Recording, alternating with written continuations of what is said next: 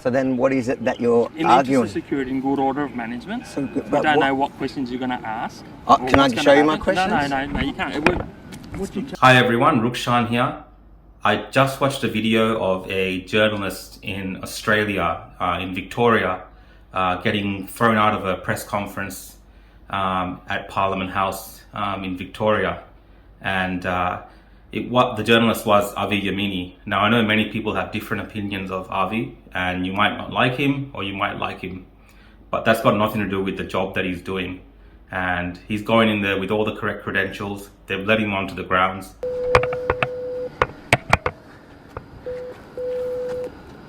Hello, security. How you going, mate? We're here for the press conference.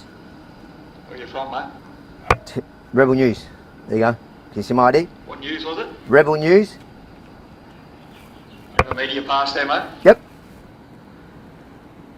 So I was watching this footage, and as someone who's also a independent journalist, you know, and it's something that I'm really passionate about doing as well, watching that kind of thing happening in Victoria, in Australia, is very disturbing, and it really disheartens me.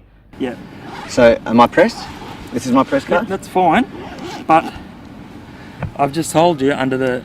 You can't. This is not communist China. You can't shut down media that is. I'm not having a conversation. I'm not having a conversation with you now. That's okay. I've asked you to leave. I'm here for the press conference, just like all the other media. Yep. You know, this is not the kind of country and the kind of state that I want to live in and do that type of work in, because this is what happens in countries overseas where they don't have a free press, where they don't have democracy, where they don't have these kinds of rights. This is what happens. Governments and authorities control the press, and you're only allowed into press conferences if you toe the government line. And I think what happened to Avi was a little bit of that, and you know, it was captured on video by Avi, which I'll play a little bit of snippets of. Do you think it's okay for the media to be shut down at your press conference just because they criticise you, Mr. Premier? Are you okay with this? And like many people, you know, you'll find with journalists or reporters, you might not agree with everything that they do and say. At the press conferences for Daniel Andrews, there's plenty of journalists there who I don't agree with, but they're allowed to be there. So I don't think it's a right of the government. I don't think it's a right of Daniel Andrews' personal assistant to decide who I, as a Victorian and as an Australian, should be getting my news from.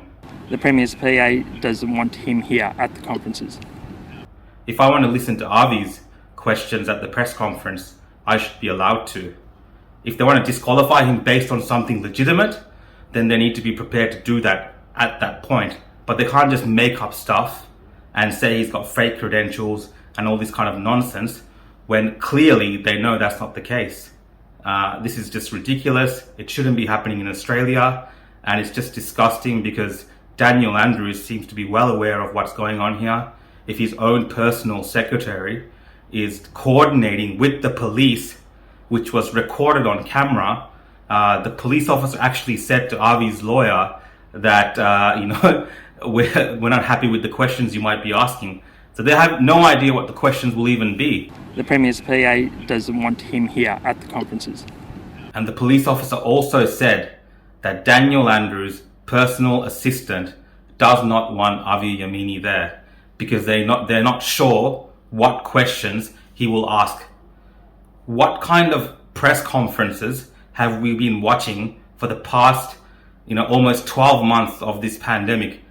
Are all the journalists that are allowed there, are all the questions qualified beforehand, or do you have to be from some mainstream network to be able to get in there? Independent journalists like Avi, like myself, are we barred from going onto the Parliament grounds because it's some sacred place where people are not allowed, everyday people are not allowed to have their questions asked and heard?